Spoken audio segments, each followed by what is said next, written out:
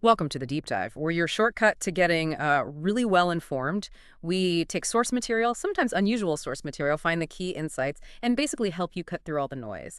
And today, yeah, it's definitely unique. We are diving deep into the lyrics of a music video. It's called Flames by an artist named The Real Young SWAGG. Now, I know what you might be thinking, song lyrics for a deep dive. But trust me on this. This isn't just about, analyzing a song. It's about exploring how Christian rap, for genre maybe not always in the spotlight for this kind of analysis, can deliver some really powerful insights into things like accountability, transformation, purpose. It's like a sonic manifesto, really. It throws down a challenge about choices and consequences. It's going to be energetic. Absolutely. And what we're going to uncover here as well, it's an incredibly direct perspective, very impassioned, all about spiritual choices and, crucially, their consequences. It really forces you to think, what does it actually mean to follow a path? What's really being asked? What's at stake? Okay, yeah, let's just jump right in then. Because the song, it immediately sets up this huge tension, right? You've got one group, the ones who don't really care about sinning and they just want to keep on winning. That's one side. But then, boom, this really urgent call to head for the kingdom. It draws a very, very clear line. It really does. And the imagery used to describe the alternative, the consequence, it's incredibly vivid. Phrases like, it's hot in the lake, or, if you rock with the flames, you can end with the demons. It's the sheer clarity of that dire outcome for a specific lifestyle. That's fascinating. It's not subtle. No, not at all. And it makes you think, why is this kind of stark, almost apocalyptic imagery so effective for communicating belief? What does it tell us about the artist's own conviction? And tying into that conviction, the line, this ain't the game to play, it's real life. Just point blank. That elevates everything, doesn't it? It takes spiritual choice out of the realm of maybe casual preference and puts it right at the center. The ultimate high-stakes reality. Exactly. That directness, that urgency. It's powerful. It demands you take notice, sort of strips away any room for a casual approach. Yeah. It's suggesting this isn't just a reality, it's the underlying reality for how you navigate life. Okay, so if that's the stark warning, the real-life consequences, what's the path away from that? What's the guidance Flames offers? Because it does give specific directions, things like pick up your cross and follow that light. Yeah. And gotta walk in the truth. Also, that bit about fumble, pick it up, keep it moving, and stay humble, which suggests, it's not about never messing up, but about how you recover, persistence. Precisely. It's not demanding perfection, which is interesting. It's about the grit, like you said, to fumble, pick it up, keep it moving. That's applicable far beyond just this context, right? And connecting that to transformation, the song says, got to die to the flesh when you ride for the best, because the enemy just keep coming, no time for a breath. Got to try to do better. So it highlights this constant active commitment. It's not a one-time decision and you're done. It's an ongoing, battle seems to be the word the song uses. Yeah. You have to keep trying. There's constant effort. And it even gives you homework, basically. It points you to scripture.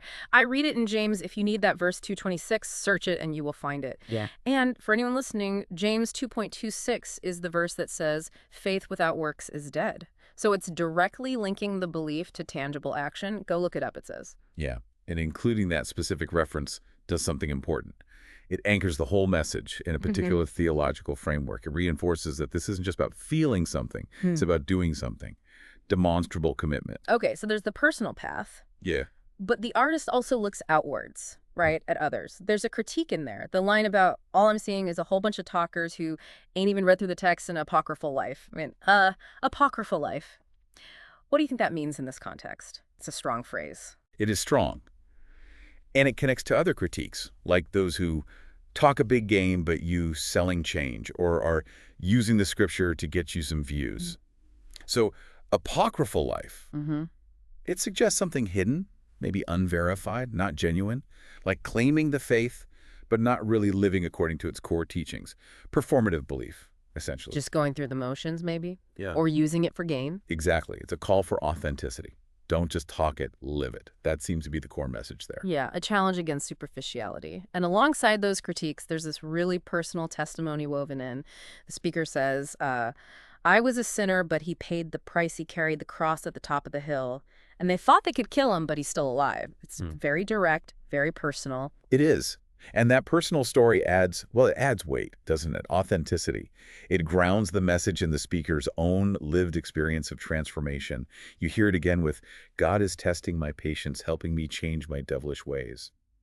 It becomes an example of the very commitment the song is calling for. It makes it relatable, perhaps, even amidst the stark warnings. Okay, this next part I found really interesting, the way the Messiah is portrayed. The lyrics say, "He, the Messiah, he came with a sword to gather the sheep that had wandered away from the tribe." A sword. That's powerful imagery. How is that typically understood, or how does the song seem to use it? Because it could mean different things. That's a key question. The sword here, in many spiritual contexts, it symbolizes divine truth or judgment, something that cuts through falsehood, separates the true from the false. It's less likely a literal weapon of war and more about clarifying who belongs, gathering the true followers. Okay, cutting through deception. Right. And the tribe they wandered from, likely shorthand for the Trinity. So it's a callback to core doctrine.